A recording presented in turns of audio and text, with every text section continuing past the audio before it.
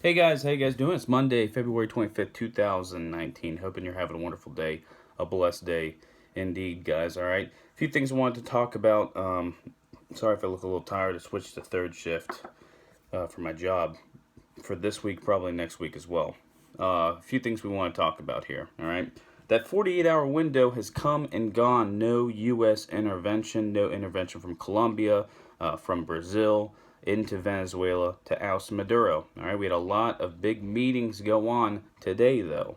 All right, between Vice President Pence, the opposition group in Venezuela, Colombia, Brazil alike. All right, and what has come to pass, it seems, is that Colombia and Brazil are not willing to really do anything. You know, and the U.S. seems like they're just gonna slap more sanctions on. The EU's come out and stated they are not in favor of military intervention, um, and it kind of puts the opposition into a tough spot, right? The U.S. is going to continue to slap sanctions on. They're going to continue to try to push South American countries to not do business with Venezuela.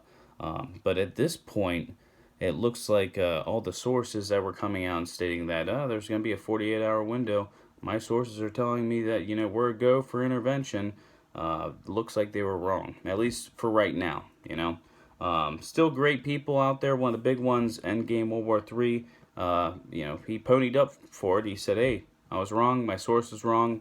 That 48-hour window came and passed, and nothing happened." That's why I always say, guys, take things with a grain of salt. All right. Everyone says that they have sources, and no offense to Endgame, World War III, he's done very well, with this whole Venezuela situation, right?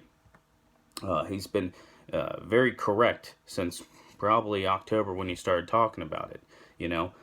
But when it comes to very big things like interventions, invasions, airstrikes, predictions when it comes to that, sources telling you these are going to happen, take that with a grain of salt. All right. Now that's why I feel like people shake their head and wag their finger at us conspiracy theorists because we put big predictions out like that, and when things don't come to pass, uh, you know, we're immediately written off. So always take everything with a grain of salt. Obviously, the situation in Venezuela is not over.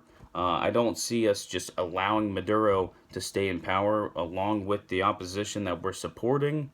Doesn't really fit our narrative. Also, doesn't make a lot of sense. But will military intervention happen when it comes to Venezuela? Who knows at this point. But something will happen.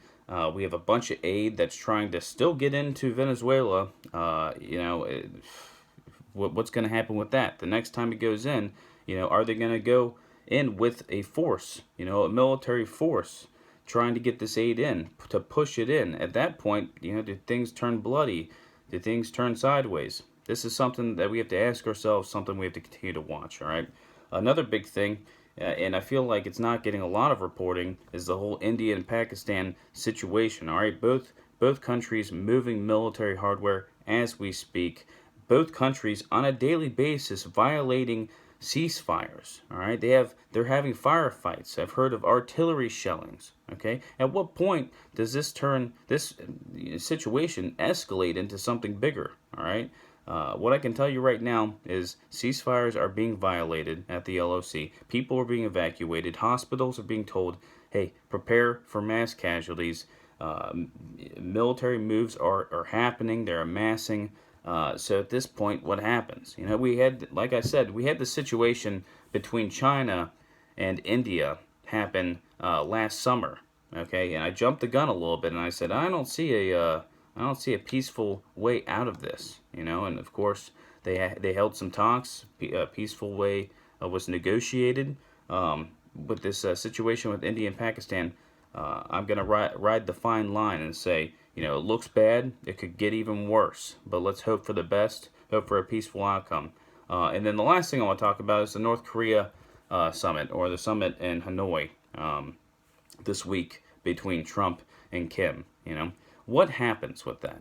Yeah, at this point, we have no concrete steps that North Korea is trying to denuclearize. Just not happening. And what I'm afraid of is that Trump wants a win, because he's getting hit so hard domestically. The guy could cure cancer, and CNN would act like he's, Satan himself. All right, I'm not even a huge Trump supporter. Okay, I like some of the guy's policies. I'm not gonna lie, but I'm not one of those guys wearing a MAGA hat, running around. Nothing wrong with it. Just that's not me. Um, but yeah, he needs a win. He's getting hit hard domestically, and I'm afraid that he'll give up too much. And what I mean by that is, I'm afraid that he's going to sign this peace deal. He's gonna pull back troops. He's gonna stop military exercises. All for nothing. I'm fine with all of that occurring as long as we get the correct goods, right?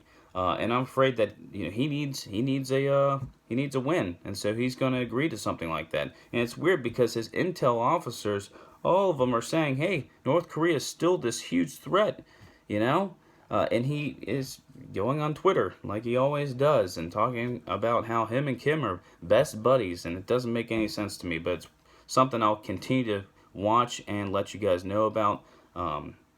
That the Venezuela situation, the India-Pakistan situation, maybe even the Ukraine. If something happens there, I'll let you guys know. We'll discuss it. All right.